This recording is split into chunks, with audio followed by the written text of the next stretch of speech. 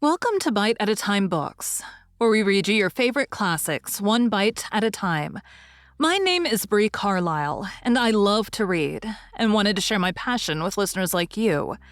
Be sure to follow the show on your favorite podcast platforms so you get all the new episodes. Or you can follow the show on YouTube, where we have playlists for all the stories.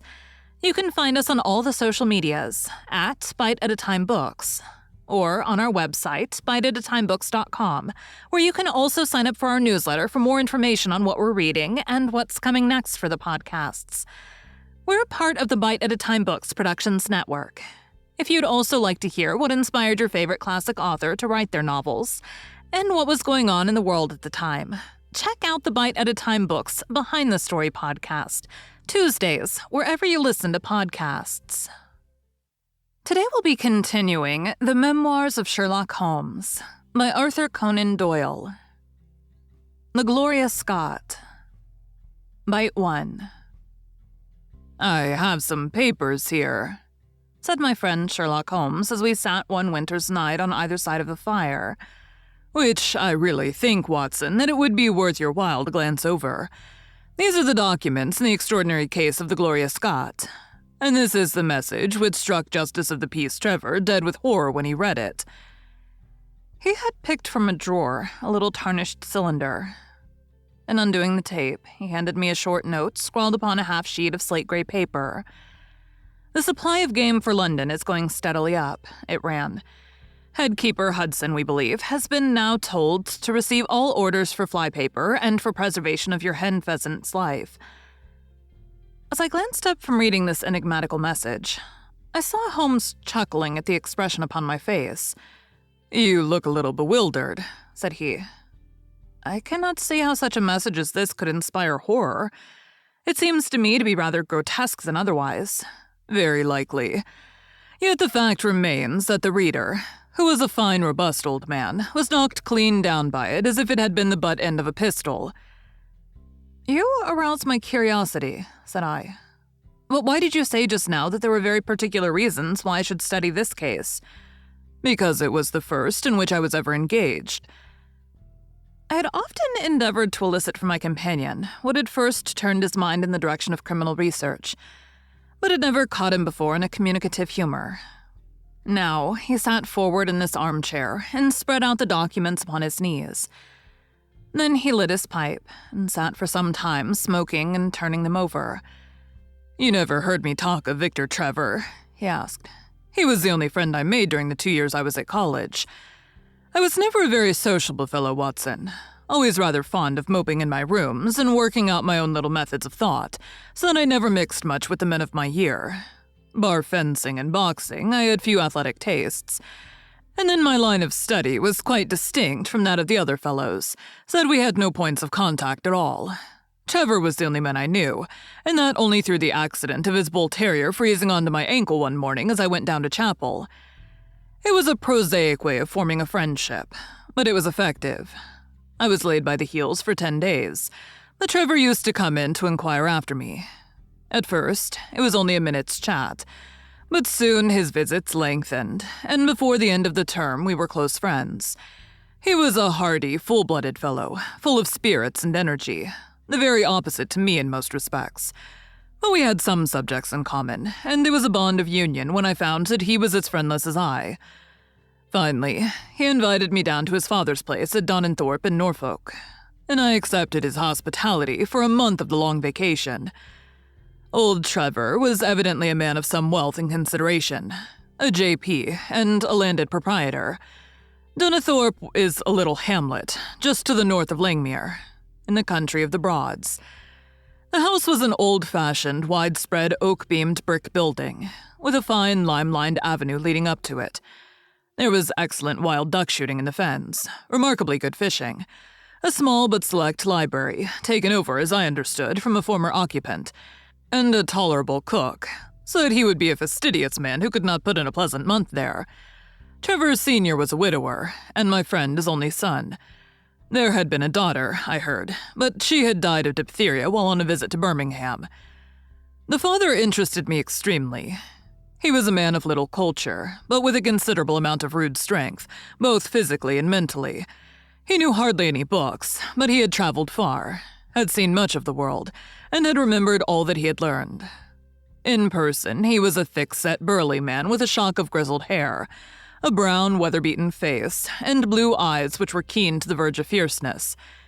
Yet he had a reputation for kindness and charity on the countryside, and was noted for the leniency of his sentences from the bench. One evening, shortly after my arrival, we were sitting over a glass of port after dinner, when young Trevor began to talk about those habits of observation and inference which I had already formed into a system, although I had not yet appreciated the part which they were to play in my life. The old man evidently thought that his son was exaggerating in his description of one or two trivial feats which I had performed. "Come now, Mr. Holmes," said he, laughing good-humoredly. "I'm an excellent subject, if you can deduce anything from me." "I fear there's not very much," I answered. "I might suggest that you've gone about in fear of some personal attack within the last 12 months. The laugh faded from his lips, and he stared at me in great surprise. "Well, that's true enough," said he.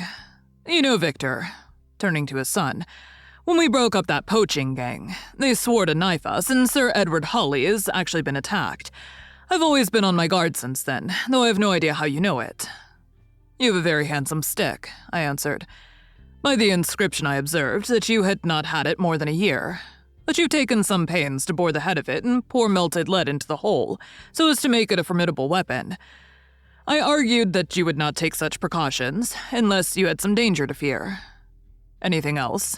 he asked, smiling. "You've boxed a good deal in your youth." "Right again. How did you know it? Is my nose knocked a little out of the straight?" "No," said I. "It is your ears. They have the peculiar flattening and thickening which marks the boxing man." "Anything else?" "You've done a good deal of digging by your callosities." "Made all my money at the goldfields." "You've been in New Zealand." "Right again." "You have visited Japan." "Quite true." "And you have been most intimately associated with someone whose initials were J.A., and whom you afterwards were eager to entirely forget." Mr. Trevor stood slowly up, fixed his large blue eyes upon me with a strange, wild stare, and then pitched forward, with his face among the nutshells which strewed the cloth, in a dead faint. You can imagine, Watson, how shocked both his son and I were. His attack did not last long, however, for when we undid his collar and sprinkled the water from one of the finger-glasses over his face, he gave a gasp or two and sat up. "Ah, boys," said he, forcing a smile, "I hope I haven't frightened you. Strong as I look, there's a weak place in my heart, and it does not take much to knock me over. I don't know how you manage this, Mr. Holmes, but it seems to me that all the detectives of fact and of fancy would be children in your hands. That's your line of life, sir, and you may take the word of a man who's seen something of the world. And that recommendation, with the exaggerated estimate of my ability with which he prefaced it, was, if you believe me, Watson, the very first thing which ever made me feel that a profession might be made out of what had up to that time been the merest hobby. At the moment, however, I was too much concerned at the sudden illness of my host to think of anything else. I hope that I've said nothing to pain you," said I. "Well, you certainly touched upon rather a tender point. Might I ask how you know and how much you know?" He spoke now in a half-jesting fashion, but a look of terror still lurked at the back of his eyes. "It is simplicity itself," said I. "When you bared your arm to draw that fish into the boat, I saw that J.A. had been tattooed in the bend of the elbow. The letters were still legible, but it was perfectly clear from their blurred appearance, and from the staining of the skin round them, that efforts had been made to obliterate them. It was obvious, then, that those initials had once been very familiar to you, and that you had afterwards wished to forget them. What an eye you have," he cried with a sigh of relief. "It is just as you say, but we won't talk of it. Of all the ghosts of our old lovers are the worst. Come into the billiard room and have a quiet cigar." From that day, amid all his cordiality, there was always a touch of suspicion in Mr. Trevor's manner towards me. Even his son remarked it. "You've given the governor such a turn," said he, "that he'll never be sure again of what you know and what you don't know." He did not mean to show it, I'm sure, but it was so strongly in his mind that it peeped out at every action. At last, I became so convinced that I was causing his uneasiness that I drew my visit to a close. On the very day, however, before I left, an incident occurred which proved in the sequel to be of importance.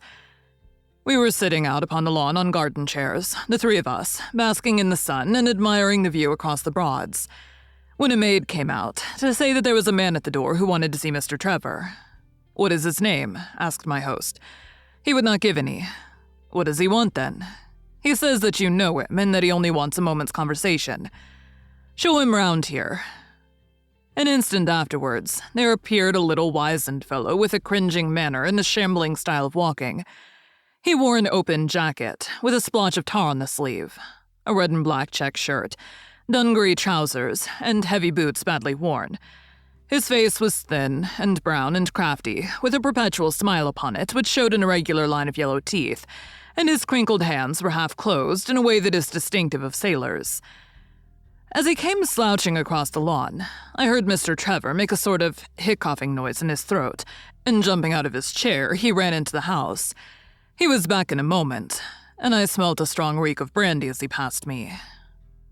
Thank you for joining Bite at a Time Books today, while we read a bite of one of your favorite classics.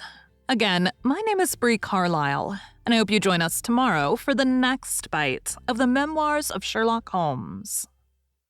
If you enjoyed our show, be sure to follow us so you get all the new episodes.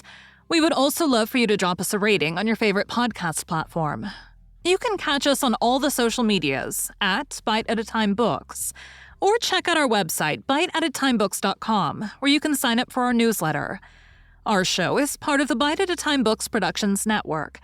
If you would also like to hear about the authors who write the books we read on the show, check out the Bite at a Time Books Behind the Story podcast, wherever you listen to podcasts, or on biteatatimebooksbehindthestory.com.